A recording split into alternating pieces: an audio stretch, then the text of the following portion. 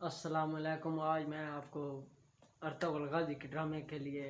एक लड़के को गिरां से बुला कर लाया हूँ इंटरव्यू के लिए। अब इनसे इंटरव्यू लेते हैं। पीटी सुना के हाल है? बिल्कुल ठीक ठाक, खैर खैरियत है। ते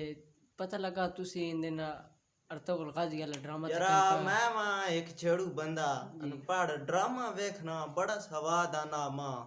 मैं उथे बाहर न छेड़ना न सोटी ना भी लगा रहना भैया हो सना जंग अगर लाग वंजे खुदा न खाता अदा लड़नी पै वंजे तो वो अदा सबक देना अगर जंग लड़नी पै वंजे ना तो बहादुरी दा मुजाहरा करो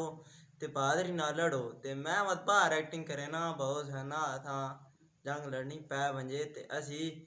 तो जंग लड़ के नहीं बहादुरी दे मुजाहरे ना ते हाँ पीटी तो और जेड़े अर्तुगरुल ना दे संगीता उन च केड़ दे लगना पसंद जेड़ चंगा भिड़ना मां जो यारा उन जो तो वो बमसी पसंद आना बहु टैट भेड़ना उका ते एक ही केसा चीन थी ना बा वो करेने न उसाना 48 करेने न कैदी तो चाय खड़े ने उन्हें कली न में ठाप के ते वो करेने ना से उसा वाड़े करेने न होर ना काबू कर गई ने जड़ फौजी उन्हें ना ते वो जिस टाइम उसा काबू करेने तो चाह के मोटे तेरे कहना ते करे ना अब बिराओ जे टाइम जन्नत पहुंच गया था सामी दे हो जाना सीधे हो तो कुछ टिकट लाग वंजे जन्नत।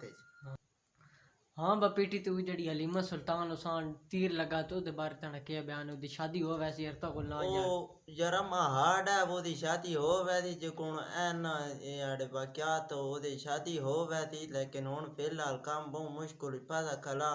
क्यों बाहर तो 48 ही पेश करना तो बिराओ ही छुड़ा के आना ते हलीमा सुल्ताना भी उस चो करना सो जे फसी खड़ी ते उतो बादशाह को काट के आनी है ते ता कोई वजह तो पता लग सी भाई एंगन वजह थी ना जे नहीं मां